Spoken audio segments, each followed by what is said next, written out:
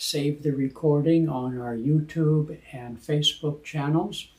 And today, from Yogananda's, one of his early lessons, written lessons, De Preceptum Listen, I'd like to read to you this poem, Dancing to the Bliss Pipings. When death shall come and make me deaf, I will listen to the voice of my beloved. When death shall come and congeal my smell, I shall breathe the fragrance of your presence.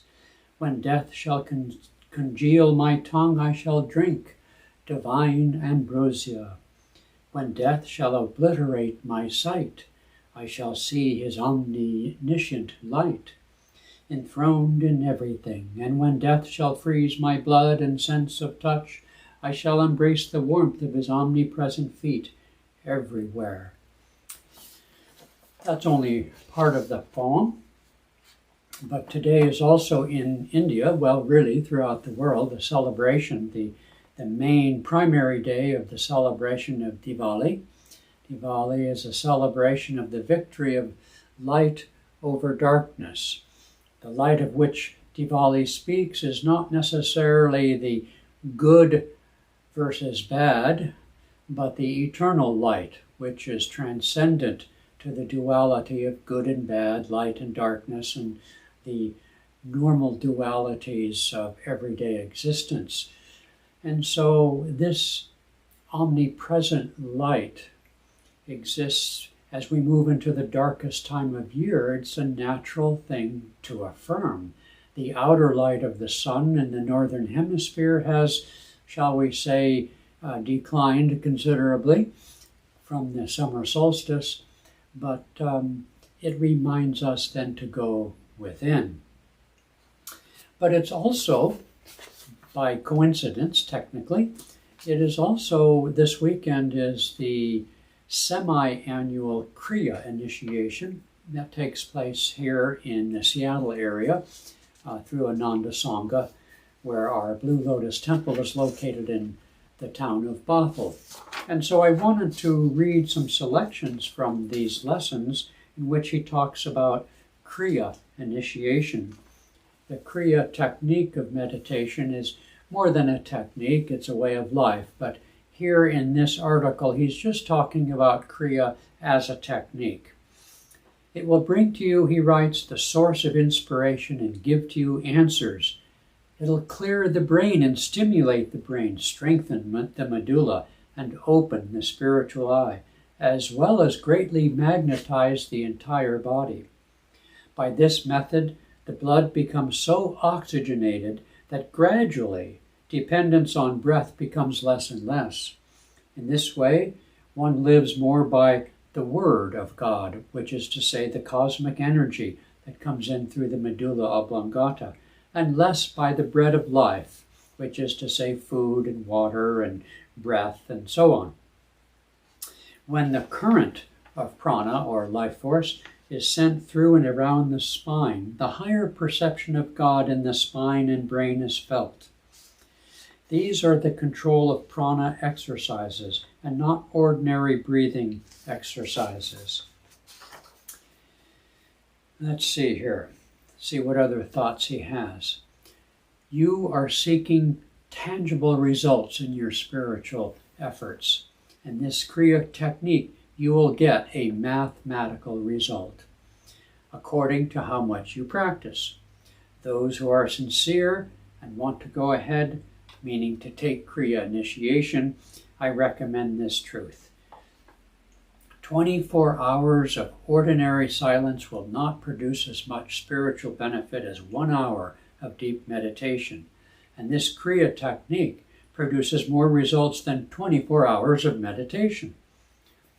So you'll find that, I'm just scanning here, every day science is inventing or discovering some new method or mechanism for increasing material comforts. If scientists had journeyed to a temple, locked the doors, and prayed to God for the invention of radio, airplanes, cell phones, etc., they would not have found them. They can only discover the hidden truths of nature by using concentration, systematic activity, and experimentation within the laws of science, of nature, emanating from God. And so must spiritual followers do the same in order to attain the bliss of self-realization. So he's making the comparison, in other words, to the kinds of efforts it takes to invent things in this world for our convenience, technology as we use the term nowadays, and in technology, the science of religion, the technology, the science of making contact with God. And this really is a core theme of Yogananda's life and his life work. His first book was called The Science of Religion. Okay, so he talks about the 6 centers of the chakras, which most of you know. And then he talks about what is cosmic consciousness. We hear that term a lot, and we don't necessarily know what it is. Cosmic consciousness, or spirit, or Brahma, or the Absolute, are one and the same thing. So he clarifies the use of terminology. When creation did not exist, spirit did. Creation has a beginning and end, the categories of time and space, etc., whereas spirit is beyond all categories, beginningless and unconditioned. All conditions of existence are contained in spirit. Spirit, or the Absolute, is self-born, ever-conscious. And so he makes that distinction. Cosmic consciousness is the consciousness that is spread all over the universe and within everything in the universe. Human consciousness is limited by the human body and its environment. To attain cosmic consciousness means to expand the consciousness of our consciousness by the faithful practice of Kriya.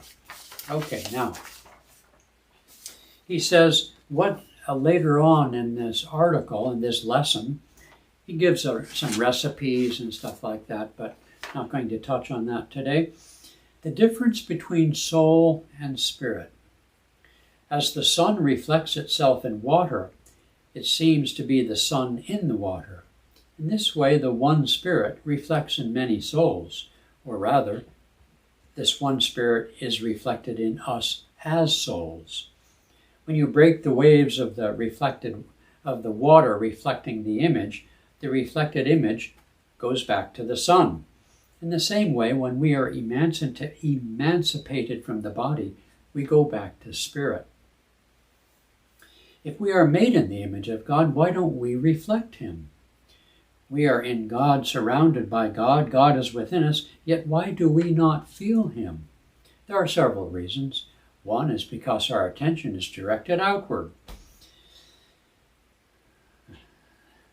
He doesn't give more than one reason. Is spirit knowable?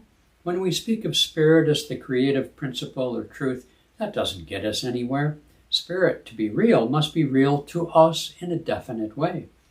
To describe spirit negatively, saying he's not the mind, not the intelligence, cognition, perceptions, thoughts, sky, nor earth, ego, nor feeling, does not describe God. By the negative method, it's impossible to explain God. He is beyond conception, but that does not prove that he is not in conception.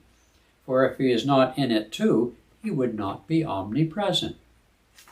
Spirit as ever-new bliss, absolute consciousness that knows only the present tense and is not suppressed or eclipsed by past or future tenses.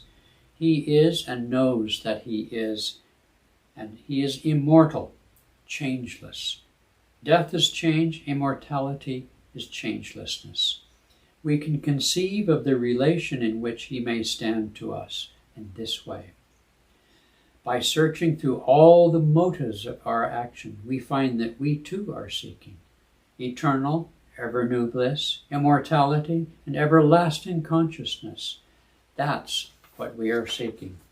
Or as the Adi Shankaracharya put it, Satchidananda, ever-existing, ever-new, ever-existing, ever-conscious, ever-new bliss.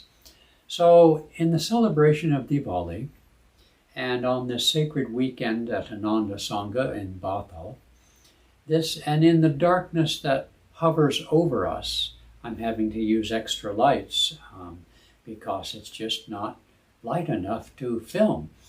And so this time of the year, as I said in the beginning, is really quite perfect for the recognition of the eternal light that is not eclipsed by movements of the sun and the stars and the earth and the moon. And also to use the method, the science of cosmic consciousness, known simply as Kriya, the technique of transcendence. We celebrate the spread of this great technique, Kriya, throughout the world because it holds up for humanity a definite scientific method by which we can know God, find inspiration, seek and experience harmony with our brothers and sisters and all the animals and things of the earth. We can feel that we are one. Hear, O Israel, the Lord our God, the Lord is one.